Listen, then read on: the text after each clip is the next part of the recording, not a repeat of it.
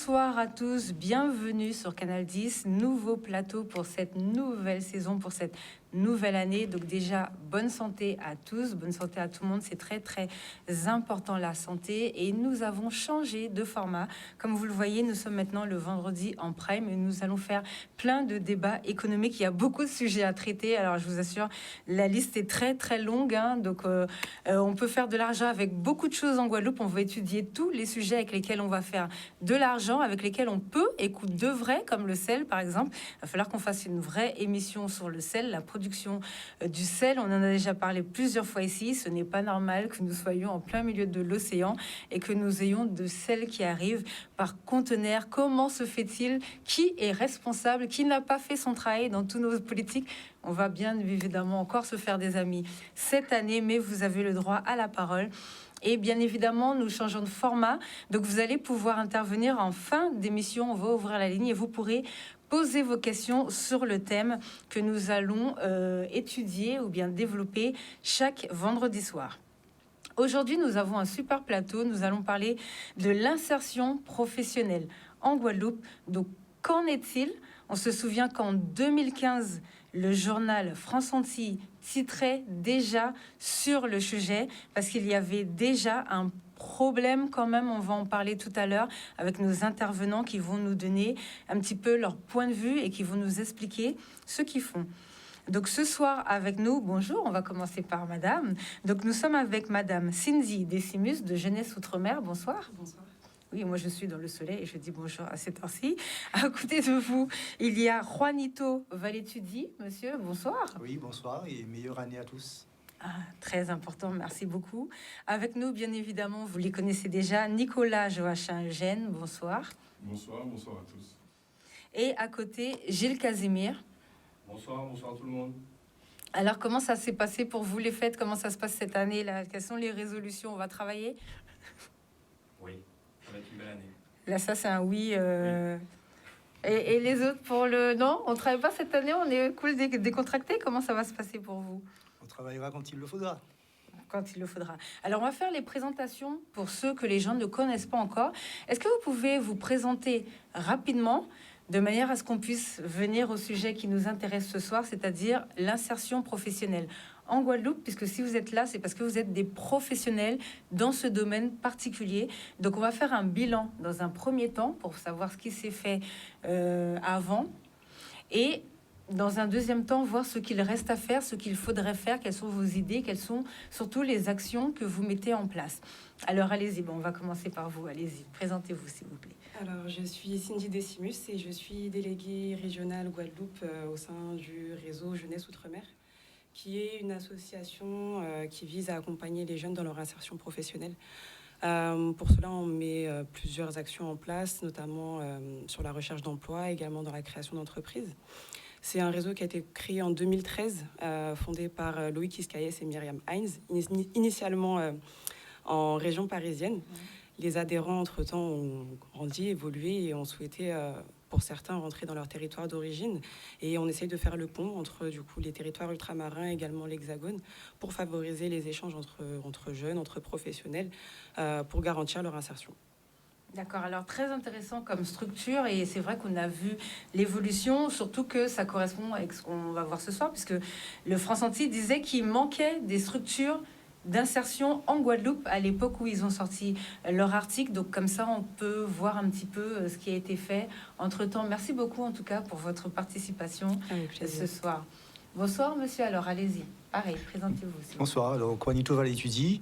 J'interviens depuis un peu plus de 25 ans dans le domaine de l'insertion par l'activité économique en Guadeloupe et à travers plusieurs structures, dont principalement le Centre guadeloupéen d'initiative locale que je dirigeais et maintenant donc avec la Fondation pour l'insertion et le développement local sur des chantiers d'insertion donc et sur des actions de formation, puisque nous en avons fait beaucoup aussi, de formation et puis de développement local, à savoir l'accompagnement des jeunes et des moins jeunes qui souhaitaient donc se lancer dans des activités sur des logiques d'activité locale qui puissent être vecteurs de développement. Voilà. D'accord, alors effectivement, vous avez un gros bagage dans tout ce qui est insertion professionnelle. Alors pareil, messieurs, est-ce que vous pouvez nous rappeler ce que vous faites? Nicolas, en plus, plusieurs casquettes. Oui. Alors, Nicolas Joachim Eugène, donc chef de projet au niveau du réseau DMJ. Et le lien en fait avec l'insertion, c'est qu'en fait au niveau des informations qui sont transmises et des dispositifs médias mis en place, il y a eu durant cette vingtaine d'années écoulées beaucoup de projets d'insertion et un grand nombre d'expériences aussi et de retours opérationnels à donner sur ce qui fonctionne, ce qui ne fonctionne pas, ce qui fonctionnera jamais, et on va en parler tout à l'heure. Intéressant. D'accord. Intéressant. Bonsoir, rebonsoir, Gilles Casimir, je suis coach professionnel, j'interviens dans le cadre de chantier d'insertion. J'organise des ateliers en individuel ou des ateliers de groupe. Et d'ailleurs, j'en profite pour donner une force à Jeunesse Outre-mer, au DMJ, également aux deux chantiers Insertion Plus, à Passeport Réussite, au chantier d'insertion de l'association Paysages d'Avenir, à la ressourcerie de la commune de Morne-à-l'Eau, et également le chantier d'insertion à la commune de Petit Canal, il y a quelques mois déjà, pour l'aménagement du parc. Voilà, donc une grosse force à eux, j'ai l'occasion de leur donner la force, donc j'en profite. D'accord. Alors, pour commencer déjà, alors, Monsieur Valétudi, il y a quelques années, en plus, c'était le 23 mars 2015, il y a eu un article qui est sorti, donc c'est vraiment un hasard que vous soyez là ce soir, parce que je voulais en parler, qui titrait « Les structures d'insertion en souffrance ». Et c'est vous, je crois, qui aviez fait l'interview, où vous disiez qu'il y a un manque, enfin, les structures et autres chantiers d'insertion en Guadeloupe sont en but d'énormes problèmes financiers, retard de financement, lois et décrets mis en place sans préparation. Est-ce que vous constatez qu'il y a eu une évolution? Est-ce que ça a changé? Est-ce que vous pouvez nous expliquer quels sont les problèmes qu'il y avait auparavant? Oui, en fait, cet article, c'était pas qu'il y avait un manque de structure, c'est que les conditions d'existence des structures n'étaient pas les meilleures. Donc, ce qui conduisait à la mise en difficulté de la plupart des structures qui existaient à l'époque. Alors, il faut savoir qu'en 20 ou 30 ans, il y a eu une déperdition, on dira, d'une bonne vingtaine de structures qui ont été peu ou prou remplacées par d'autres, mais enfin, les structures n'ont pas effectivement pérennisé pour la plupart, sauf les 2 ou 3 plus grosses, mais enfin, elles ont beaucoup péri durant les 20 dernières années. Pourquoi? Parce qu'il n'y a pas eu une politique suffisante de soutien structurel de ces structures-là pour pouvoir donc aller vers de l'emploi durable dans les structures, mais aussi pour soutenir les potentialités d'emploi qu'il y avait à créer sur le territoire pour les personnes qui étaient issues de ces structures-là. On a beaucoup parlé de l'école, par exemple, de la deuxième chance. Est-ce que ça pourrait rentrer dans l'exemple des parce que là, on ne sait pas trop finalement comment ça se passe pour cette structure maintenant. Donc, est-ce que ça peut rentrer dans les exemples, enfin, dans un exemple par rapport à ce que vous dites? L'école de la deuxième chance a pour mission, en fait, c'est une école. Donc, on est vraiment dans la formation et de la formation professionnelle. Elle a pour but de donner justement une deuxième chance à des personnes qui n'ont pas réussi leur parcours scolaire. Donc, on est dans l'insertion, bien sûr, mais on n'est pas effectivement sur l'insertion pour l'activité économique, qui, elle, se met en place avec des personnes qui sont maintenant des salariés en insertion et qui donc reçoivent de l'accompagnement, reçoivent de la formation, font une action de production sur des actions d'utilité donc sociale. Donc, on est dans 2 registres un petit peu différents. Voilà, c'est de la formation pure, formation classique, ou alors de l'insertion pour l'activité économique, qui est finalement un acte économique mis en œuvre par des personnes qui ont des difficultés particulières, sociales, qui ont des difficultés au point de vue économique, qui ont des difficultés au point de vue scolaire, qui ont des difficultés autres du point de vue de leur santé, de leur capacité à s'intégrer socialement. Donc, on est sur 2 dimensions différentes. Et l'école de la deuxième chance a donc un travail, on dira, complémentaire par rapport à ce qui se fait dans l'insertion pour l'activité économique. D'accord. Est-ce qu'au niveau de l'accompagnement pour Jeunesse Outre-mer, vous avez été, par exemple, est-ce que vous avez eu assez de finances? Est-ce que vous avez eu des locaux, des dispositions? Est-ce que tout était bon pour vous, pour que vous puissiez vous développer? On a essayé de faire en sorte que tout soit bon pour nous. L'idée, c'était vraiment de travailler en partenariat aussi bien avec les collectivités, les communes, mais également aller rechercher des financements auprès de fondations, enfin des financements privés, pour nous permettre d'avoir les moyens de nos ambitions et du coup développer les projets que l'on souhaitait mettre en place, notamment Insertion Plus par exemple ou le Passeport Réussite. Et voilà. Alors, pourquoi du financement privé? L'insertion, normalement, c'est quelque chose qui est censé être budgétisé par les différentes collectivités. Est-ce qu'à l'époque, peut-être les politiques, ça les intéressait pas, le retour au pays, ou pourquoi il a fallu aller chercher dans la poche du particulier? Il s'avère que les collectivités peuvent financer à hauteur de 80% le projet que l'on souhaite mettre en place. D'où la nécessité justement d'aller chercher des financements complémentaires pour pouvoir mettre en place nos actions. D'accord, d'accord. Et en même temps, pour compléter un petit peu ce qui vient d'être dit, la dynamique de mise en place de projets avec financement public, c'est toujours un soutien de départ.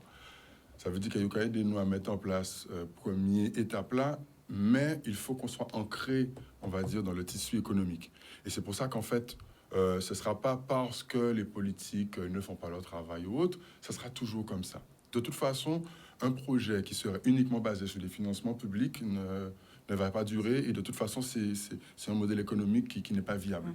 Donc effectivement, et c'est intéressant que tout le monde l'entende, c'est important dès le départ d'envisager des sources de financement privées ou annexes. Sinon, c'est pas la peine d'entamer aucun projet. D'accord.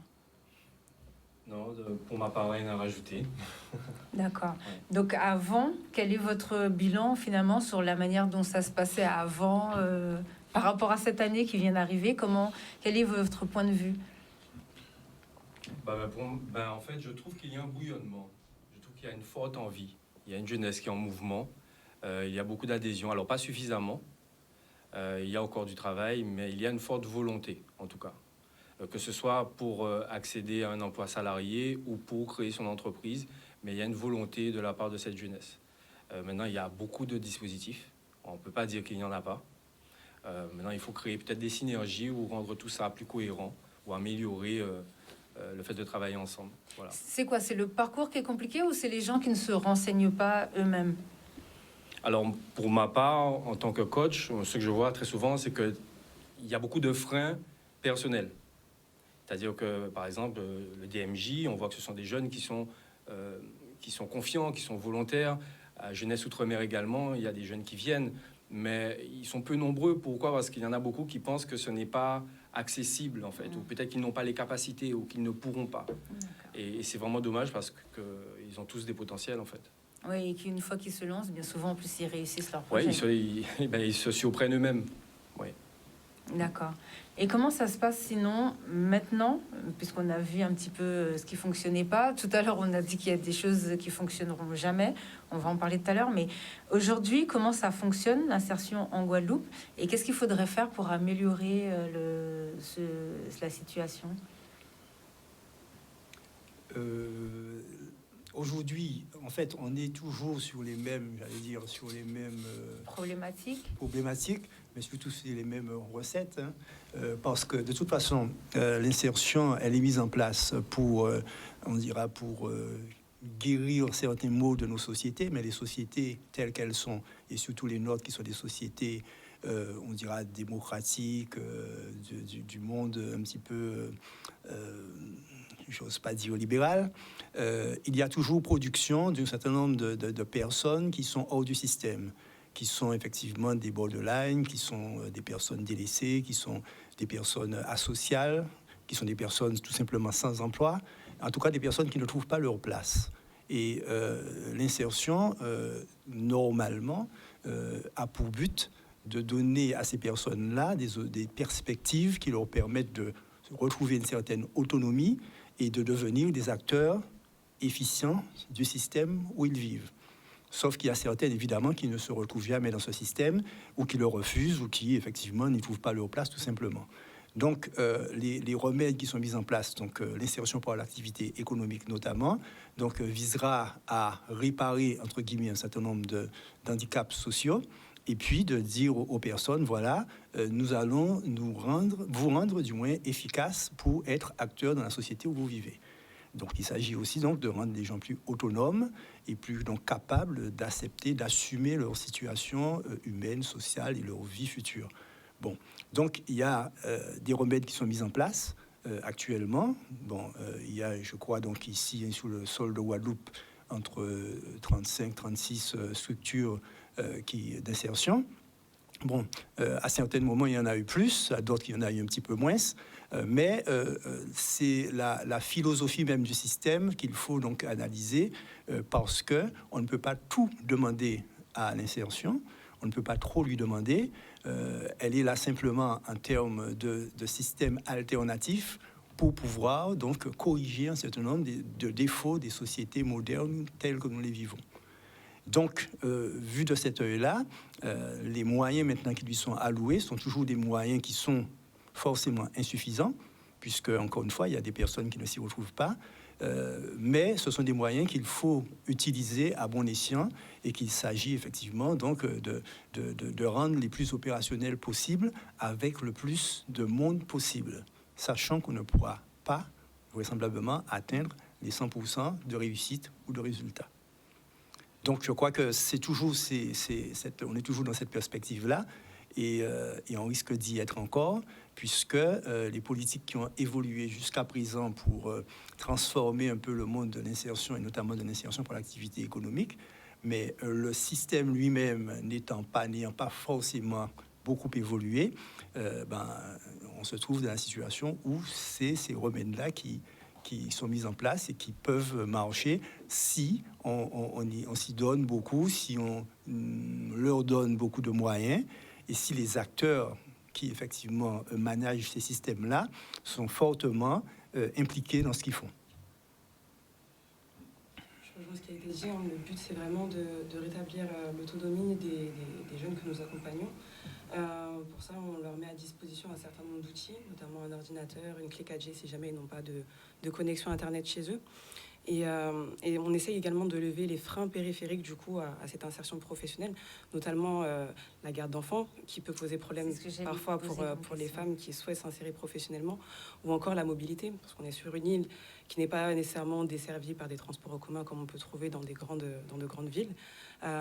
C'est des choses qu'on essaie de mettre en place avec nos jeunes. Et on leur propose également d'être accompagnés par des jeunes eux-mêmes qui ont fait ce travail sur eux-mêmes pour pouvoir s'insérer professionnellement et qui peuvent témoigner du coup de leur expérience et leur donner quelques clés, quelques conseils. Justement, j'allais demander si ça concerne que les jeunes. Je prends un exemple tout simple. Chaque année, on a des chroniqueurs pour traiter un thème. Et l'année dernière, c'était les femmes, puisque les chiffres des femmes, c'est une catastrophe. Donc, il faut savoir surtout sur notre département, on a les pires chiffres. Donc, là où les femmes sont les plus pauvres, puisqu'elles ne travaillent pas. Surtout qu'il y a pas mal, on va dire, bon, il n'y a pas des ghettos, mais il y a encore des femmes qui sont assez ghettoisées, qui ont des enfants, des fois subissent de la violence et elles n'arrivent pas à sortir de ce cercle-là. Donc, par exemple, ces femmes-là, je pense que l'insertion professionnelle, ça pourrait être quelque chose de bien pour elles, parce que bien souvent, elles ont besoin d'une situation pour pouvoir évoluer un petit peu dans leur vie. Mais soit, des fois, il y a des problèmes de garderie dans la commune, ou soit... Donc, comment vous faites, par exemple, pour un public aussi fragile que ce genre de femmes ? On prend le temps de les écouter déjà dans un premier temps pour connaître leur situation et après on essaie de les orienter vers les personnes qui seront à même de les aider. Notamment lorsque je parlais des problèmes de mobilité que certaines peuvent rencontrer, on a mis en place un partenariat avec le groupe Barboto qui fournit des bons d'essence auprès des stations CAP, ça peut leur permettre déjà d'avoir ne serait-ce que de l'essence dans leur voiture, pouvoir se déplacer et se rendre sur les ateliers qu'on propose. Et on avait également mis en place un partenariat avec Aroulis qui proposait des passes pour leur permettre de se rendre plus facilement également sur les ateliers. Ça, c'est bien ça. Nicolas, politiquement, est-ce que les élus, ils ont conscience, par exemple, que des fois, dans des villes, il faut mettre une ou deux crèches dans certains territoires, ou qu'il faut plus de bus. L'autre jour, puisqu'on a commencé quelque chose avec la Cour des comptes, le monsieur, le président là, de notre région, me disait si encore avec tout le personnel qu'on a au niveau du service public, il était fonctionnel, ce serait génial, mais c'est pas le cas. Donc il y a souvent des rappels dans les communes. Donc qu'est-ce qui se passe? Est-ce que ça, c'est un sujet qu'ils entendent? Est-ce qu'ils sont pas du tout au courant? Ou comment ça se passe? Est-ce que vous avez un avis dessus? Alors, faudrait leur poser la question.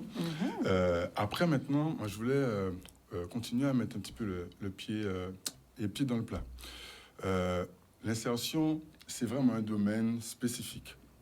C'est un vrai métier, un vrai ensemble de métiers. Il y a des choses qui sont vraiment urgentes et nécessaires sur les territoires, et c'est pour ça qu'en fait, il y a eu ce domaine de l'insertion, même si il y a de nouvelles dénominations, notamment en matière d'inclusion, etc. Effectivement, comme tu l'as dit tout à l'heure, c'est pas pour un public en particulier, c'est pour tous les publics qui sont justement en difficulté. Et le souci qu'on a aujourd'hui, on peut pas avoir un monde qui fait séparer manger. D'accord? Le problème, c'est que la gangrène est tellement montée partout que moi, si j'observe par exemple ce qui s'est passé ces 20 dernières années, encore avec ni on loue chantier d'insertion, dispositifs d'insertion, etc., qui mettent en place, aidez-les, les responsables même de ces projets-là ont besoin d'insertion. Ça veut dire qu'ils ont une main devant, une main derrière, ils ne savent pas comment ils vont payer les salariés, ils ne savent pas si l'entreprise va exister l'année suivante, et ils sont censés s'occuper d'un public en difficulté. Et en plus, les subventions qu'on leur a promis, quand on le leur donne, si on le leur donne, c'est un paquet à papier, un paquet à butin que ces personnes qui financent, des fois, ne surveillent même pas correctement quand ce n'est pas leurs amis. D'accord? Donc aujourd'hui, on est un peu dans une difficulté où, en fait, quand on a la mise en place de dispositifs d'insertion, il faut un regard encore plus précis sur l'expérience, la capacité, la viabilité des projets qui sont mis en place. Et il faut un vrai soutien à la structure qui met ça en place, parce qu'en réalité, cette structure devient encore plus précieuse que toutes les autres. Parce qu'à ce moment-là, il sert, ce vecteur-là sert à s'occuper de personnes en difficulté. Or, ce que moi j'ai constaté au fil des années, c'est que ces structures étaient ballottées comme toutes les autres.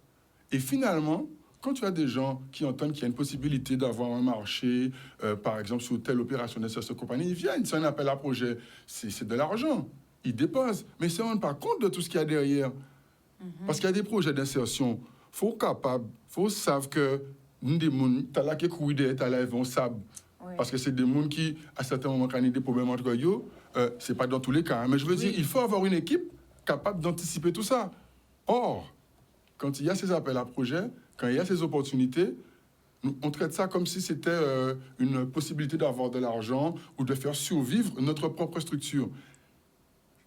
Erreur, puisqu'après, les deux vont sombrer. La structure qui a mis en place le projet d'insertion et le public cible qui a galéré pendant ces opérations-là. Et aujourd'hui, quand on regarde en Guadeloupe, regardez ça bien, c'est toujours le même bitin là.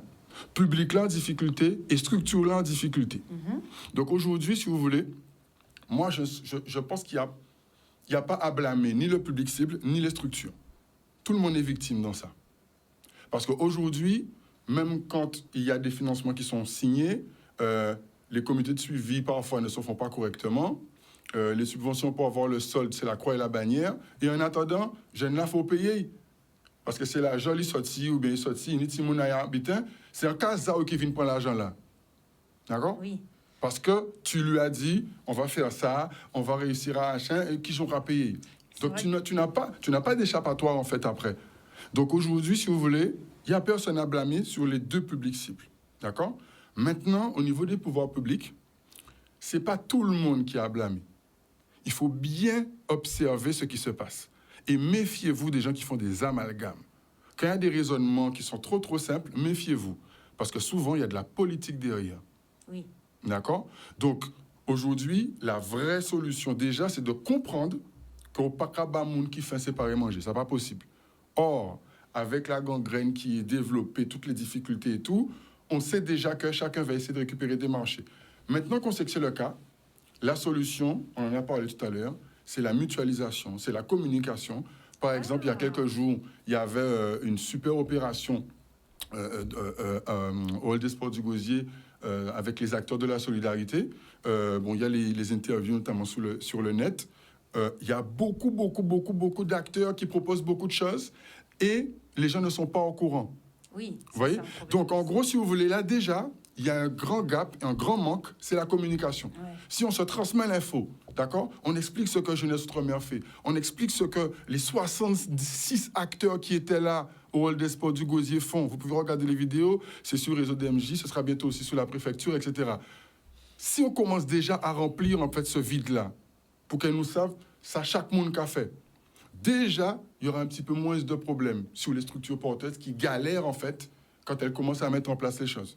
Donc, la communication, et ensuite, on l'a dit, Gilles l'a dit tout à l'heure, c'est la mutualisation, que nous apprenons à travailler ensemble. Cindy l'a dit tout à l'heure aussi. Ça, c'est important. Parce qu'on n'a pas inventé l'eau chaude, ni des moules qui ont fait insertion. Il faut nous parler avec eux, il faut nous garder qui gens mettent ça en place. Pour que nous pas mettre même projet là, même côté là. Au café là, eh ben ok, moi, qui fait à côté et nous qu'à mutualiser. Il y a d'autres publics, il y a différents publics. Et Absolument. c'est vrai qu'on a vu les grèves, les manifestations de personnel, de structures qui n'avaient pas été payées, où le personnel n'avait pas touché les... C'est vrai que c'est compliqué. Un mot peut-être, Gilles Casimir? Mais en fait, quoi rajouter à ce que Nicolas a dit? Il a brossé un portrait. Maintenant, moi, j'aimerais plutôt peut-être intervenir au niveau des bénéficiaires, au niveau des personnes qui sont devant tout ça et qui se posent la question. On tombe vite dans la posture victimaire en se disant bon, de toute façon, ça va servir à rien. Sauf que ce sont des outils qui existent. Alors, c'est pas parfait, mais ce sont des outils. Donc, il faut quand même les utiliser. Oui, c'est c'est-à-dire qu'il faut se bouger, il faut y aller. Alors, c'est vrai qu'on n'a pas toujours l'information, mais il faut quand même y aller. Et à ces personnes, j'ai envie de leur dire, faites attention à votre entourage. Vous avez parlé des femmes tout à l'heure. Faites attention à votre entourage. L'entourage est très important pour ces personnes qui sont déjà en défaut de confiance, qui sont dans une négativité permanente.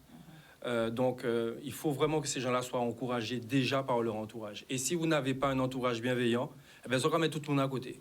Et profitez des outils. Allez-y parce que vous pouvez faire. Je ne voulais pas rajouter à ce qui avait déjà été dit. Voilà. D'accord, très intéressant. Bon, tout à l'heure, on va lancer la publicité, mais du coup, par rapport au fait qu'il y ait beaucoup de structures, qu'il n'y ait pas assez de communication, que les gens ne sont pas au courant, vous pensez qu'il faudrait faire quoi? Parce que la mutualisation, c'est une bonne idée. Est-ce qu'il faudrait créer un réseau avec toutes les structures ensemble, des groupes avec toutes les structures ensemble, que chacun cotise 5 € pour faire de la publicité ou faire plus d'événements? Par rapport à cette histoire de communication et pour se séparer la patientèle, si je peux dire, puisque c'est un petit peu comme des médecins, les gens qui vont faire de la réinsertion, puisque ça va soigner les gens dans leur vie courante. Qu'est-ce qu'il faut apporter comme solution à ça, selon vous? Utiliser les canaux du public cible, ne serait-ce que pour que l'information leur parvienne. Et comme l'a dit Nicolas, il faut qu'on mutualise aussi nos efforts. Lorsqu'un jeune arrive en fin de parcours, on peut toujours l'orienter vers une autre structure qui peut répondre à un autre besoin. Donc il ne faut pas se dire, voilà, c'est mon public, et je l'ai accompagné et j'en suis fier. Non, il faut se dire, voilà, qu'est-ce qui est dans l'intérêt du bénéficiaire et vers qui je peux l'envoyer par la suite. Donc, question, est-ce que, par exemple, vous travaillez avec les écoles? Par exemple, vous allez au rectorat et vous leur dites, voici, je ne sais pas, tous les prospectus ou toutes les cartes de visite. Parlez-en aux élèves pour si jamais un jour ils en ont besoin, qu'ils sachent que ça existe, ou bien autour d'eux. Est-ce que ça, par exemple, c'est quelque chose qui pourrait être intéressant? Alors oui, on fait des interventions, ne serait-ce que dans les centres de formation. Et on collabore également avec d'autres structures qui interviennent directement dans les écoles. Je pense notamment à 100 000 entrepreneurs qui interviennent souvent dans les collèges et lycées. À ce moment-là, on participe et on sensibilise également sur ces questions. D'accord. Bon, je voudrais vous poser une question très rapide sur les jeux concours, ou les concours. Je vois qu'il y a régulièrement, par exemple sur Jeunesse Outre-mer, des fois vous faites des petits concours. Vous allez nous expliquer ce que c'est et comment les gens participent, est-ce que ça les motive, comment ça fonctionne, mais on va en parler après la publicité. On revient dans quelques instants. Alors, pour ceux qui nous rejoignent, bonsoir, nous sommes sur le plateau Entreprums. Maintenant, nous sommes passés en prime et nous allons parler de tous les sujets économiques qui touchent notre territoire, notre Guadeloupe et plus largement les Antilles-Guyane aussi, puisqu'on aura des intervenants un petit peu partout. Ce soir, on parle de l'insertion professionnelle en Guadeloupe. Mais, donc, première partie, on a parlé, on a regardé ce qui se passait avant, ce qui se passe maintenant. Mais lorsqu'on parle d'insertion professionnelle, il faut que les gens soient aussi disponibles. Donc, on a parlé de motivation tout à l'heure. Mais là, moi, il y a un sujet sur lequel je voudrais revenir. On en a parlé un petit peu tout à l'heure. C'est par rapport aux crèches. C'est une question que j'avais posée à la commune de Pointe-à-Pitre pendant la route du Rhum. Il y a eu un rapport qui est sorti l'an dernier, puisque tout 2022, on a parlé du travail des femmes, l'emploi, le retour à l'emploi des femmes. Néanmoins, il y reste encore quelques problèmes. Au niveau de l'insertion, c'est difficile pour certaines femmes de se lancer puisqu'elles n'arrivent pas forcément à faire garder leurs enfants. Donc moi, je voulais avoir vos avis sur les crèches. Est-ce que politiquement, nos responsables économiques et nos élus, vous pouvez parler, de toute façon, on connaît déjà, c'est moi qu'on va appeler, vous inquiétez pas. Est-ce que politiquement, il n'y a pas un manque sur notre territoire au niveau des structures pour accompagner la vie sociétale qui pourrait aider à tout ce qui est insertion, développement de l'emploi? Quels sont vos avis sur ça? Nicolas. Déjà, le constat il est clair sur le terrain. Il y a un énorme manque. Donc, c'est sûr que le constat il est négatif. D'accord? Après, maintenant, concernant les non mises en place, les responsabilités, ça aurait été intéressant d'être avec les intéressés pour en parler. Mais ce qu'on peut déjà dire, c'est que dans le constat, là, pas ni résultat. Pour l'instant, il n'y a pas pour dire que nous avons attaqué pour nous, nous avons dit ça. C'est que lorsque tu as besoin de mettre en place un projet, il n'y a pas en face la possibilité justement pour ce public. Voilà. Donc après, ça ne veut pas dire que les projets n'existent pas. Comme je disais à Orantin tout à l'heure, ne serait-ce qu'à notre niveau, il y a quelques années, il y a eu un projet sur cette thématique-là qui a été promis au niveau national. D'accord? Ils ont même payé le billet pour qu'on aille 2 fois. Une fois, ils sont allés former les responsables du projet, et la deuxième fois, c'est pour récupérer le premier prix. Alors, pour que les gens comprennent le nom du projet et qu'est-ce que c'était? Alors, je ne veux pas embarrasser les responsables du projet, donc je ne veux pas dire le nom du projet, mais je peux dire que la remise des prix s'est faite à Nantes et que tous les frais ont été pris en charge. Et l'objectif, c'était de former ces responsables de projet, et c'était autour de la parentalité et des crèches, notamment en milieu étudiant. Je n'ai aucun doute sur le fait qu'il y ait plein de projets comme ça, qui vraiment carré, opérationnel. La question aujourd'hui, c'est un certain nombre de freins font que les projets, apparemment, ils s'additionnent. Ils n'arrivent pas, quand ils sont mis en place, à être coordonnés avec les autres, ou tout simplement, ils n'arrivent pas à avoir suffisamment de financement. Donc là, ça revient à ce que vous moi, ce que je disais tout à l'heure, c'est que je pense, très sincèrement, que les 2 leviers qui manquent et sur lesquels il faut appuyer aujourd'hui, c'est la mutualisation. On ne peut pas mettre un projet en place si on pas fait, on veille pour regarder qui monde qui fait ça, qui est-ce qui fait la même chose, dans quel territoire, sur quel public. Le projet, il peut être super, mais il ne vaut rien s'il n'y a pas une veille. Et dans cette veille-là, ça nous oblige à travailler aussi avec les acteurs financeurs potentiels, cofinanceurs privés ou autres potentiels, et aussi les autres acteurs de terrain, puisque nous aussi, on petit territoire. Ça, c'est le premier truc. Ça ne dépend pas des politiques, ça dépend de nous, celui qui met en place le projet. Deuxièmement, c'est la communication, qui, encore une fois, ne dépend pas des politiques. Qui je nous organisé, nous, à travers différents réseaux en nous. Et moi, je suis très heureux parce que les 3 personnes qui sont là, c'est des personnes qui fonctionnent comme ça. À la seconde près où j'appelle Gilles, il est là, on fonctionne avec les acteurs jeunesse. À la seconde près où on fonctionne avec Jeunesse Outre-mer, on s'appelle, on fonctionne, on diffuse des infos. Monsieur Valétudi, on a mis un certain nombre de projets d'insertion en place. On a géré plein de cas très critiques au niveau insertion. Et il fait vraiment son travail. On a pu mutualiser, on a pu communiquer. Aujourd'hui, il faut vraiment que ça devienne une culture. Qu'elle nous tout nous qu'a fait ça. Parce que sinon, s'il n'y a pas la mutualisation et la communication pour que tout le monde sache ce que les uns et les autres font, nous qui été comme ça et nous qui dépendons encore des politiques ou de d'autres mondes en croyant que c'est eux qui ont la responsabilité. Mais je vais vous dire très franchement, même si les politiques faisaient leur travail et imaginons qu'ils font leur travail, d'accord? Je dis ni un ni deux, chaque monde qui a décidé ça y va. Concrètement, si nous n'avons pas fait les deux, mutualisation et communication entre nous, il y a faire ça, il y a un qui fonctionne. Oui, puisque... D'accord? Parce que sinon, normal. celui-là va faire son projet au même endroit, celui-là va faire son projet avec le même public, personne n'aura de collaboration et tout le monde comme en film là. Tu vois? Donc moi je dis, aujourd'hui, là, effectivement, il peut y avoir des améliorations sûrement, et ça va être très important, d'accord? Mais il faudra parler de ça avec les intéressés, s'il s'agit des politiques. Mais par contre, nous-mêmes, en tant qu'acteurs, et même en tant que public cible, nous pouvons essayer d'organiser nous déjà entre nous, nous Internet, nous deux trois monde qui nous connaissent à dans réseau nous-mêmes, eh ben nous commençons à fonctionner si ça, avec le peu que nous avons sur les deux leviers. Moi, je peux parler que de ce à quoi j'ai accès. Maintenant, sur tout le reste, je suis très intéressé d'entendre parce que je sais que M. Valétudine a une très grosse expertise au niveau d'insertion. Je sais que Gilles a une vision assez précise, notamment au niveau de fonctionnement des collectivités, au niveau politique, etc. Je sais que Jeunesse Outre-mer aussi a une grosse expertise, notamment sur la mise en place de certains projets d'insertion. Là, on est intéressé aussi pour tendre d'autres solutions. Mais moi, de côté, on manque avec ces délais-là, n'importe qui peut faire. Ou de être là, on va dire qui j'en peux agir pour l'insertion, mutualiser, essayer de garder pour. Mais en 7 ans, j'envoie des projets, que c'est mon qui fait même 8 ans là, mais ils ne peuvent même pas fonctionner ensemble. Oui. Allez, voyons. Il faut être complémentaire. Tu vois? Et on essaie de garder si nous fonctionner ensemble. Et ensuite, on communique. On communique. Si on ne le fait pas, à part l'État, à part pour le monde qui fait bon. Ben, quoi dire? Il y a beaucoup de dispositifs. Il y en a beaucoup. Il y a beaucoup d'outils, il y a beaucoup d'aides. Il y a beaucoup d'aides.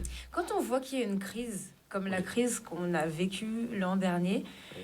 avec tous les dispositifs qu'il y a quand même, parce que moi j'attendais les élus dire, mais attendez, mais il y a beaucoup de choses, Oui, il y a il beaucoup de faut choses. aussi vous déplacer. Est-ce que les gens ne doivent pas aussi quand même, aussi d'un côté, aussi, se Ben, responsabiliser un petit peu pour ben, quand aller il y a- chercher? Quand il y a beaucoup de choses comme ça, c'est pas lisible en fait. C'est pas très clair. Donc il faudrait Une organiser les choses cohérence, différemment. oui, il faut peut-être centraliser les choses. Alors, allez-y, on n'habite expliquez-moi. pas. Enfin, il faut centraliser les choses. Ce serait bien que les personnes concernées, puisque j'imagine que l'insertion concerne le département, concerne la région, ils sont nombreux sur ce domaine-là. Donc, ce serait bien qu'ils puissent nous expliquer. Moi, je suis pas en poste, donc je ne pouvais pas, et c'est pas mon travail. Par contre, maintenant, j'ai envie de dire à ces gens-là, et je leur dis d'ailleurs, vous avez des enfants, vous voulez travailler, il faut trouver une solution. Il faut essayer de trouver une solution. Vous n'allez pas rester chez vous à attendre que le système de la Guadeloupe change. Il n'y a pas de crèche. Je sais que c'est pas facile, mais il faut bien... ça veut dire que demain, si vous trouvez un travail, vous direz non. Donc en fait, vous ne travaillez pas parce que vous avez des enfants. Vous voyez, on est toujours en train de chercher ce qui va nous empêcher de réussir. Alors qu'il y a des moyens, l'entourage. Et puis ces enfants, ils ont des pères. Messieurs, Ils sont des pères. Donc quand on est père, on a une responsabilité. Donc l'entourage est fondamental. La famille est fondamentale. Il y en a qui arrivent. Il y a des femmes qui arrivent à cumuler des emplois avec des enfants. Voilà, c'est possible.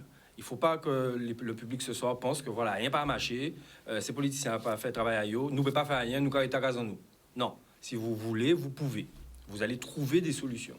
Et c'est ce qu'on dit dans tous les ateliers. Il faut se donner les moyens. Celui qui veut vraiment réussir, il va trouver les moyens. et il va peut-être ouvrir Et une crèche en plus. celui qui Pourquoi pas? ne veut pas vraiment réussir, il va trouver des excuses. Ah, bien. Donc nous, on n'est pas là pour trouver des excuses, c'est vrai, c'est pas parfait, mais par contre, cela, il serait intéressant quand même d'interroger les intéressés. On est d'accord, parce que c'est leur On va les travail. inviter. On va les inviter sur ça. Un mot peut-être sur ce point? Oui, je pense que ce qui a été dit, c'est vrai. Il faut de la cohérence dans le système. Parce qu'il y a effectivement des dispositifs, il y a même des financements. Il manque peut-être de la volonté et effectivement de la cohérence, parce que ça manque beaucoup, pas seulement dans ce domaine-là, mais dans beaucoup d'autres d'ailleurs, où nous voyons plein d'incohérences qui nous empêchent d'avancer. Et qui font que, par exemple, on nous dit régulièrement, je sais pas moi, si on parle des fonds européens, à la fois qui sont bien utilisés, et qu'on nous dit aussi, oui, mais il y en a beaucoup qui repartent. Donc, il y a des choses aussi à changer dans la mise en place allez, disons-le, des politiques locales qui doivent être beaucoup plus cohérentes, beaucoup plus efficientes. Plus pour qu'elles adapté puissent, peut-être à notre plus adapté territoire. aussi, plus adapté aussi. Mais il faut aussi regarder, je crois, avec beaucoup plus d'attention notre pays et les personnes qui le peuplent. Parce que quand nous rencontrons des personnes sur nos chantiers, eh bien, on se rend compte de quoi? Premièrement, il y a une croissance extraordinaire des personnes qui sont proches de l'analphabétisme, de l'illettrisme. Il y a une croissance extraordinaire des personnes qui sont dépendantes de substances hallucinogènes. Il y a une croissance extraordinaire, donc, on dira, de l'incivilité par rapport, mais une civilité non pas construite, mais qui se bâtit sur, on dira, une mauvaise éducation, c'est-à-dire une absence d'éducation. Et donc, ça veut dire que quand on travaille sur ces publics-là, avec ces publics-là, donc il faut partir parfois donc vraiment de la base et construire avec eux des choses dont parfois ils n'ont pas conscience. Et quand on disait tout à l'heure là qu'il y a une insuffisance de communication et que les gens ne savent pas ce qui existe, ben ce qui se passe, c'est que les gens parfois ne savent même pas chercher ce qui existe, y compris ceux qui ont parfois des iPhones, des portables de dernier cri. Eh bien, aller chercher des choses qui leur seront profitables avec ces instruments-là, eh bien, parfois, ils ne le savent pas. Donc, cela veut dire aussi qu'il y a toute une politique éducative, de formation qu'il faudrait adapter bien à notre milieu, à notre pays, parce que on se rend bien compte que le divorce entre ceux qui réussissent bien dans ce système et ceux qui sont complètement largués, eh bien ce divorce-là, il est de plus en plus important. Donc, je crois qu'il y a donc cette cohérence dont on parlait, c'est vrai qu'elle est transversale. Il faudrait la transposer dans plusieurs domaines de la vie locale. Ce que nous disons, par exemple, sur les structures d'insertion, eh bien, les entreprises, les petites entreprises disent à peu près la même chose. Il y a effectivement cette manque de cohérence administrative, budgétaire, financière, qui empêche d'avancer, parce que, encore une fois, il y a des dispositifs qui existent, ce sont des outils, il faut les utiliser. Nous sommes dans un système européen qui nous donne un certain nombre de moyens, il faut les utiliser à bon escient. Quelle que soit effectivement leur qualité, on dirait, idéologique, mais étant donné que nous avons des besoins, il faut pouvoir donc les contenter et puis les utiliser, donc les moyens qui nous sont donnés pour faire au mieux possible. Mais encore une fois, la population, l'analyse de la population, l'accompagnement de cette population-là est essentiel, parce que les besoins qu'elle fait remonter sont énormes et que je pense qu'ils ne sont pas suffisamment pris en compte.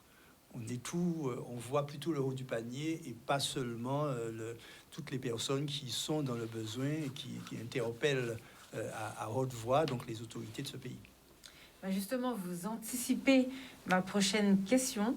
Donc, selon l'INSEE, donc du 24 novembre 2022, nous sommes 314 000 Guadeloupéens. Dans 20 ans, on sera 314 000 Guadeloupéens dans 20 ans et 242 000 en 2070. Visiblement, la population diminue de 0,9% chaque année, c'est beaucoup, et la population est vieillissante. Donc, Madame Décimus, tout à l'heure, vous parliez, c'est vrai qu'au réseau Jeunesse Outre-mer, vous aidez les jeunes qui veulent revenir à le faire. Est-ce que ça, ce sont des choses... comment vous mettez l'insertion en place pour le retour? Est-ce que ça, ce sont des choses que vous prenez en compte? Par exemple, vous dites aux gens, voilà, la population est vieillissante. C'est bien d'aller travailler dans les maisons de retraite en France, mais on a besoin aussi de personnes pour travailler dans les maisons de retraite ici. Et est-ce que ce sont des secteurs dans lesquels vous aiguillez les gens qui veulent revenir, ou comment ça fonctionne? C'est totalement le discours qu'on adopte. C'est-à-dire que nous avons des ultramarins qui sont du coup dans l'Hexagone, qui souhaitent rentrer, mais le but c'est que le retour se fasse dans les meilleures conditions possibles et qu'ils ne soient pas du coup dégoûtés par la conjoncture actuelle en Guadeloupe.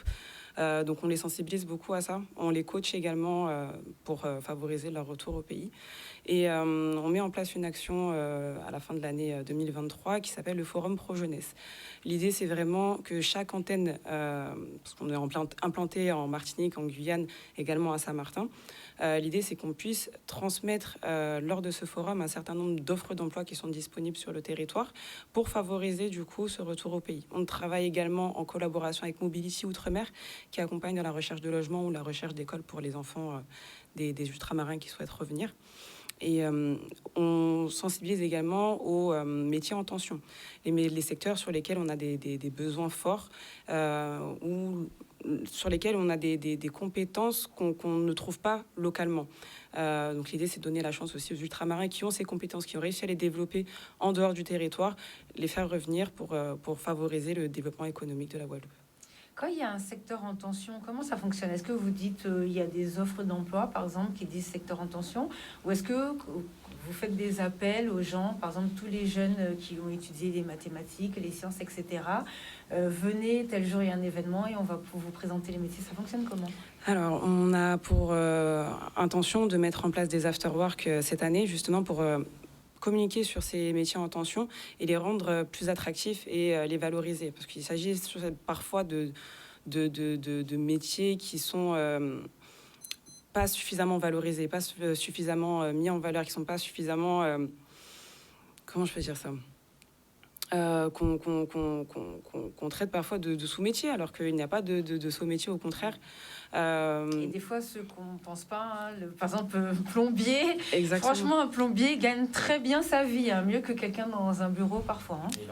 Il en manque énormément dans le BTP. Et en plus, oui. il en manque. Et il y a tout est à refaire en Guadeloupe. On a vu tous les ponts sont en train de s'effondrer. Donc, c'est maintenant les Guadeloupéens. Je sais que la France, c'est joli. Et voilà, quoi. La Guadeloupe, c'est encore plus magnifique. Donc, n'hésitez pas à revenir construire des ponts qu'il faut refaire, peut-être. Pourquoi pas. Et en dehors de ça, en dehors du côté salariat, le fait de développer son activité également, si on reprend l'exemple du plombier, indépendamment du fait de travailler du coup en tant que salarié comme plombier, rien ne l'empêche aussi de développer son activité, de se mettre à son compte. Et ce qui est aussi valorisant d'un point de vue personnel, ça permet aussi de valoriser son estime de soi-même. Au niveau de l'insertion pour le retour, est-ce qu'il y a des actions particulières ou pas? Comment ça fonctionne du côté du réseau? Il y a effectivement un certain nombre d'acteurs qui font des actions comme vient de le décrire Cindy de Jeunesse Outre-mer. Il y a par exemple l'association Alévini. Il y a une grosse opération dans quelques jours en fait sur Paris où ils poursuivent un petit peu cette dynamique concrète. Et je pense que plus tous ces acteurs-là pourront mettre en place une synergie, plus on pourra voir les résultats, parce qu'effectivement, les projections sont dramatiques hein, au niveau démographique pour l'avenir. Mais notre jeunesse, je pense, est capable de retourner la tendance. En plus. Ouais. Ils sont capables de retourner la tendance, vraiment, vraiment. Et l'embryon de ce qu'on voit qui est en train d'être mis en place, que ce soit avec Alévini Guadeloupe ou que ce soit avec les autres structures, on sent que il y aura un avant et un après. Puisque tous ceux qui sont en train de mettre en place en ce moment, ça fait une vingtaine d'années que le pays en a besoin. Et maintenant, c'est en train de se mettre en place. On a l'impression que c'est un peu trop tard parce qu'on voit que voilà, il y a la gangrène partout, c'est très compliqué. Mais c'est en cours. Alors, est-ce qu'il n'y a pas un problème avec les parents, avec la mentalité des parents? Tout à l'heure, vous parliez de l'entourage des gens lorsqu'ils veulent faire un projet. Bien souvent, les gens, quand ils élèvent des enfants, c'est dans le but d'être fonctionnaire et de partir sur le territoire hexagonal. Est-ce qu'il ne faudrait pas changer ça dans nos mentalités pour pouvoir réussir l'insertion professionnelle, le développement des emplois, la création, je ne sais pas, le sel, par exemple, En fait, une filière du sel? C'est vrai que moi, ce que je peux dire par rapport à mon secteur d'activité, quand on accompagne l'humain, on constate beaucoup que ces personnes sont constamment sur les réseaux sociaux à relayer des informations négatives, mortifères. La pensée est créatrice. Quand vous alimentez vos pensées qu'avec des choses comme ça, vous voyez le monde noir, tout noir. Je sais que ça peut paraître simple ce que je dis, mais malheureusement, c'est comme ça que la vie fonctionne. On confirme ce en quoi on croit. Donc si on pense qu'en Guadeloupe tout est bouché, rien n'est possible, eh ben, effectivement, on va se dire que c'est pas possible et on va partir. Donc Il y a tellement de effectivement, choses à faire, il y a pourtant. des dispositifs qui vont faire une jeunesse qualifiée, ils ont fait des études, ils vont revenir en Guadeloupe, mais la jeunesse qui est en Guadeloupe, celle qui n'a pas de grande qualification. Donc en fait, ils se croient nuls en fait. Ils se croient nuls. Et lorsqu'ils essaient de croire en eux, comme ils n'ont pas l'entourage bienveillant, c'est compliqué. Je donne un exemple. Un jeune veut lancer un business, mais normalement, toute sa famille doit venir acheter dans son business. Ouais, c'est vrai. Tous ses voisins, tout le monde doit venir acheter dans son business. Tout le monde doit le pousser. Comme le font les autres communautés sur le Exactement. territoire. Et dans Un le jeune territoire. est en recherche d'emploi, toute sa famille doit se débrouiller pour garder son enfant. C'est comme ça nous lever. Tout le monde qui est avocat, je dis là, qui met l'école, tous ces mondes-là, ça, c'est en là où ils ont levé. Les ETK et la ville pour apprendre l'école, à part qu'à famille à ETI. Donc la solidarité, elle existait. Je ne dis pas qu'elle n'existe pas. Mais nous devons, et surtout les générations dessus, les parents de maintenant, nous devons croire en nos enfants. Nous devons les pousser. Lorsqu'ils ont un entretien, nous devons les valoriser, en fait. Il faut valoriser cette jeunesse-là. Et un jeune qui est dans le ghetto et qui a un business, il a des talents d'entrepreneur. Alors, il est certes peut-être dans une activité illicite, mais il Mais c'est déploie un bon gestionnaire. tout à fait, il déploie des talents. Donc, il faut vraiment croire en cette jeunesse. Et je parle dans tous les secteurs. On essaie trop de laisser croire qu'il faut travailler en bureau, Oui. bien climatisé, tout ça. Et il y a même des personnes aujourd'hui, alors, ouais, tu nous as dit de parler franchement, on parle franchement. Il y a des personnes qui n'ont pas envie de travailler. Oui. Parce qu'ils se disent, je vais travailler avec un SMIC, avec mes enfants, j'ai la CAF, à côté je job. Ou bien un couple qui a un enfant. Eh bien, on ne va pas reconnaître l'enfant pour avoir les allocations. On peut comprendre, ce sont des situations de précarité. On peut comprendre. Mais en essayant de profiter de ce système par ce biais-là, on se met hors jeu. Alors que si on assume ses responsabilités et qu'on veut réussir par le travail, on devient gagnant. Vous voyez ce que je veux dire? Ce que vous allez perdre en allocation, reconnaissant votre enfant, vous serez obligé de vous lever le matin pour aller travailler, mais vous allez gagner beaucoup plus avec cette envie de travailler pour nourrir votre enfant. Et ça, il faut changer de paradigme et il faut se remettre en question aussi. Voilà. Parce que sur le canapé, c'est pas possible de trouver un emploi. Alors je sais, attention, qu'on se comprenne bien, il y a des situations dramatiques, hein, qu'on se comprenne bien. Il y a de l'illettrisme, il y a des cas qui sont vraiment complexes. Mais il n'y a pas que ça. Il n'y a pas que ça. Donc le système est là pour aider, il n'est pas là pour endormir. Voilà ce que je voulais dire. D'accord. En début d'émission, on a dit qu'il y a des choses qui fonctionneront jamais. Comme quoi, par exemple? Alors, peut-être que je n'ai pas été assez clair, mais ce dont j'ai parlé tout à l'heure, les projets qui se mettent en place, par exemple, là, il y a il y a une élection qui vient de se faire.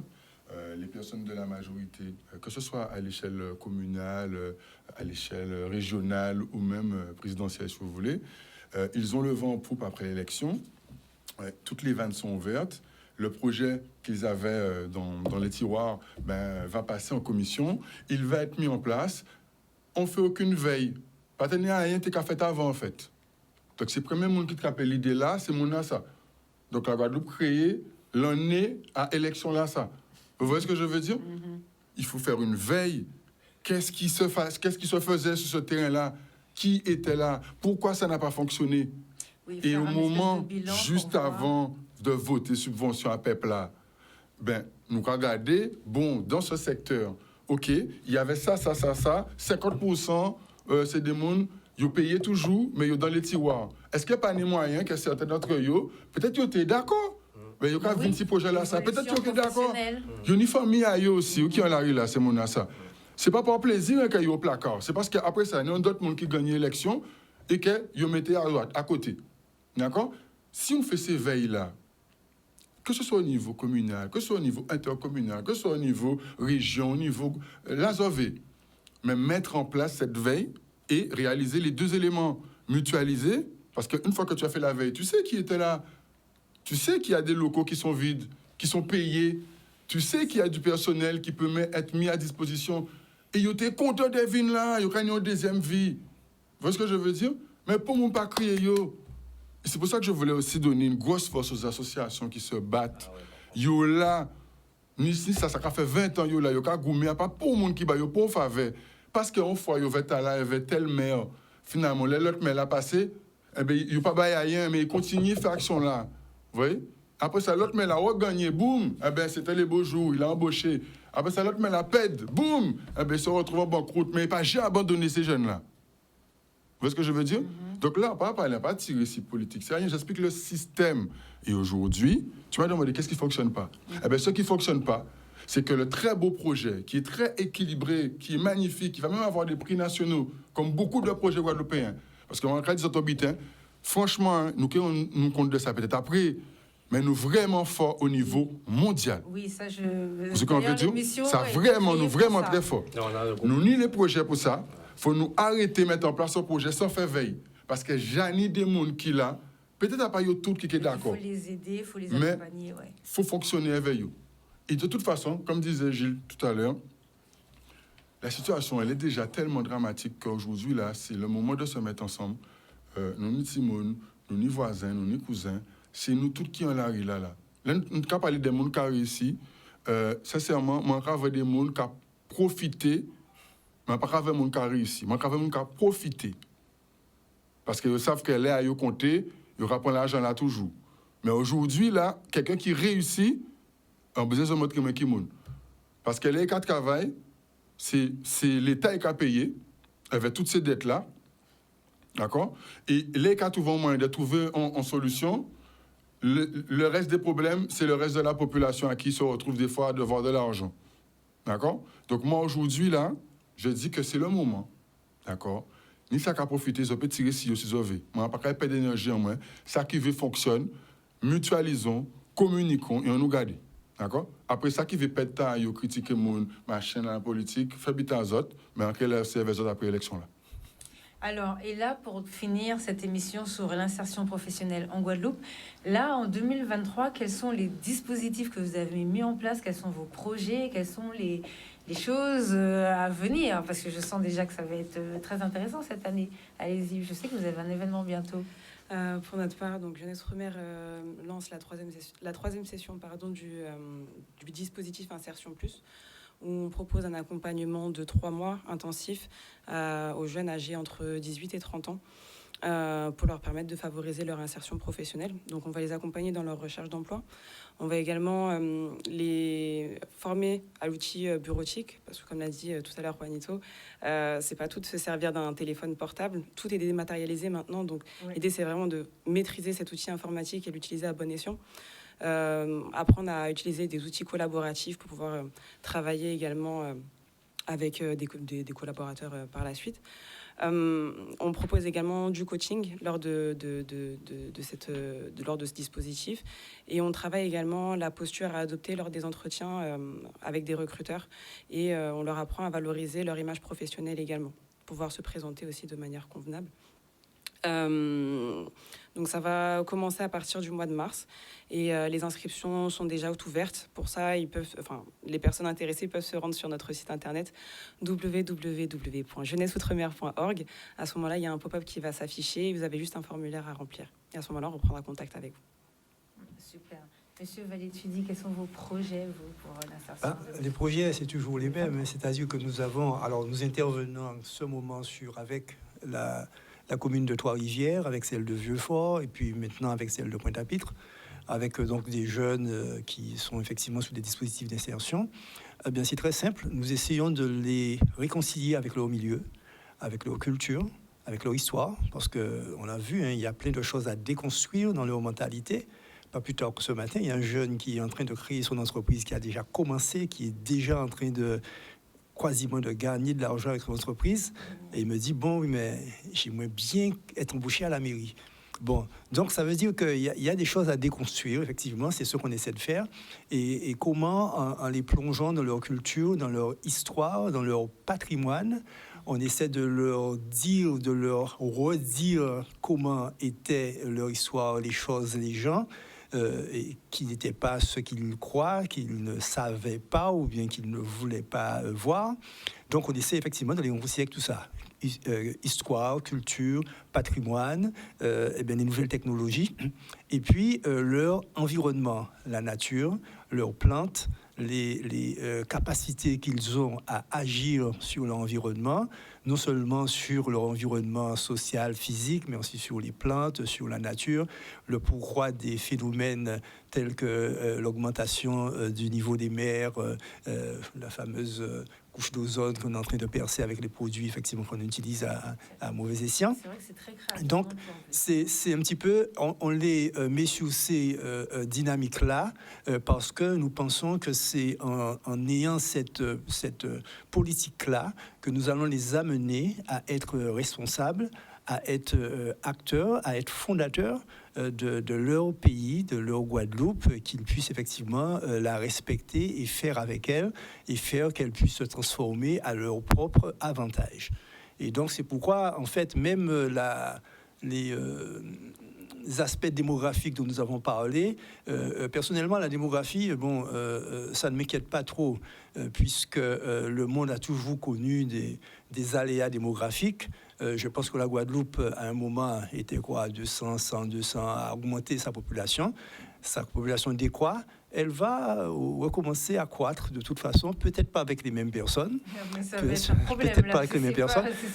Oui, mais la vie de... On va changer de pays, là, attention, la population. Oui, mais la vie sur Terre, la la vie de la planète, c'est ça. Il y a toujours eu des mutations, des migrations, des transformations, des changements.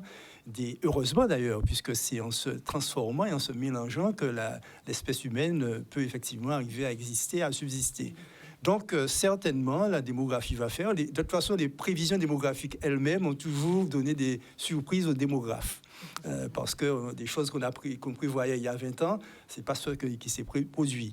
Donc, il y a des pays qui vont effectivement émerger. Je pense que la Guadeloupe va pouvoir se tirer d'affaire parce que, tout simplement, il y a déjà, c'est vrai, des populations nouvelles, on dira, mais cela va créer simplement des dynamiques nouvelles.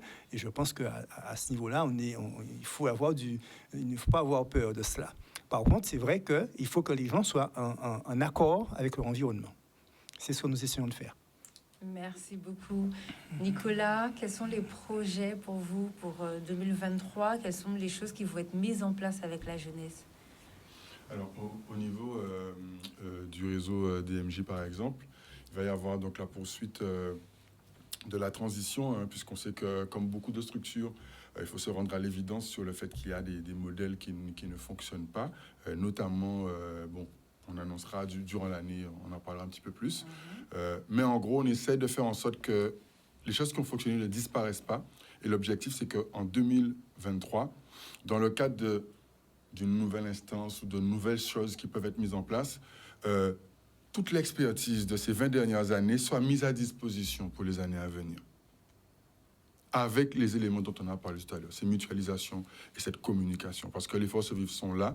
Donc après, en termes de projet, ça se traduit par les permanences jeunesse qui se poursuivent chaque semaine sur les teams étudiantes, les teams quartiers, notamment le jeudi avec la fédération FEV, la fédération donc des plus de 60 structures donc d'espaces de vie sociaux et centres sociaux de Guadeloupe. C'est historique, c'est la première fois que ça se met en place. Et là, nous avons commencé par les Français dans ça. Bon, créole peut-être aussi. Mais en gros, si vous voulez, beaucoup de choses se mettent en place. Les permanences régulières, les séminaires jeunesse en Guadeloupe, mais aussi dans le monde. Et la communication se fera. Il ne faut surtout pas oublier tout ça qui veut porter en gamme. Zopé, choisir une association ou azote. Oui, quelle que soit l'association. Et si pas n'importe quel cas plein, créer temps et porter gamin, communiquer. Depuis vous voyez un butin sur Internet qui est intéressé, partager, cliquer j'aime, identifier monde. À pas pour monde qui fait bon nous, si nous pas qu'à faire nous-mêmes. D'accord? C'est ça qui est prévu en 2023 et ça nous peut faire tous ensemble. Il ne faut pas nous faire nous piéger par rapport à d'autres appétits, à rapport à d'autres mondes. D'accord? L'important, c'est d'agir concrètement. Voilà. Merci. Ok, moi, 2023, j'ai envie de lancer un appel pendant janvier, premier week-end de janvier. Lancer un appel d'abord aux bénéficiaires pour qu'ils puissent se remettre en question sur leur attitude, avoir de la volonté, la valeur travail, le goût de l'effort. Parce que c'est facile de dire l'autre, mais bon, voilà quoi. C'est toi qui as besoin, donc tu dois te bouger. Je sais que ça ne plaît pas comme discours, mais je lance un appel à ces personnes qu'elles se remettent en question avec les moyens qu'elles ont. Et puis, ne cherchez pas à faire de l'argent. Faites quelque chose que vous aimez. Tout le monde a un talent. Développez-vous dans votre talent. Faites une activité dans laquelle quelque chose qui vous anime. Et naturellement, l'argent va venir après. Et le deuxième appel, c'est un appel pour les coachs. Parce que les coachs professionnels certifiés, c'est un métier qui est très développé dans le monde de l'entreprise. Moi, à la base, j'accompagne des chefs d'entreprise, j'interviens en entreprise. C'est une démarche volontaire de ma part d'intervenir auprès de publics sensibles. Parce qu'on ne peut pas... DMJ, c'est le premier endroit où j'ai intervenu, c'était gratuitement. Il y a quelques années, Jeunesse Outre-mer, je suis intégré à Jeunesse Outre-mer, je peux intervenir en tant que prestataire, mais je suis adhérent à Jeunesse Outre-mer. Donc, il faut que les coachs sortent aussi des tours glacés et aillent vers la population. Et pour le manifester, tout ça qu'il y a association de quartier, je peux crier moi, 0690 74 29 77. Nous que font atelier sur l'état d'esprit, sur le mindset. Pas commander à rien, mais il faut que chacun avec ses compétences. Avant le coaching en Guadeloupe, on se moquait. Maintenant, on se rend compte en fait que tous les grands se font coacher, que c'est une vraie discipline. Et nous avons un problème d'estime de nous-mêmes. Donc, si nous avons un problème avec vous-même, vous pouvez interagir avec l'autre là. Donc, tous les coachs professionnels, il y en a beaucoup en Guadeloupe. Il y a beaucoup de coachs qui se forment. Donc, vous pouvez gagner votre vie dans les entreprises. OK. Mais vous pouvez aussi contribuer à la société. Oui, voilà. D'accord. Merci beaucoup à tous de nous avoir suivis. La semaine prochaine, on va essayer de faire une émission sur toute cette histoire d'infirmières en grève. Qu'est-ce qui se passe avec le gouvernement? Bientôt, il n'y aura plus du tout de soignants. Et ça, c'est surtout les territoires. Rassurez-vous tout de suite. En tout cas, merci à tous pour votre participation. On fera un suivi dans l'année pour reparler de l'insertion. Et si vous avez des choses à rajouter, comme ça, vous pourrez les rajouter. Et vous me direz quelles sont les personnes qu'il faut inviter. Donc, on appellera soit la région, soit le département, qui sont toujours prêts à proposer quelqu'un pour participer, pour pouvoir vous répondre s'il y a quelque chose qui fonctionne pas ou une information qui est mal passée. Merci de nous avoir suivis. Bonne semaine, bon week-end, bien évidemment. À vendredi prochain. Au revoir.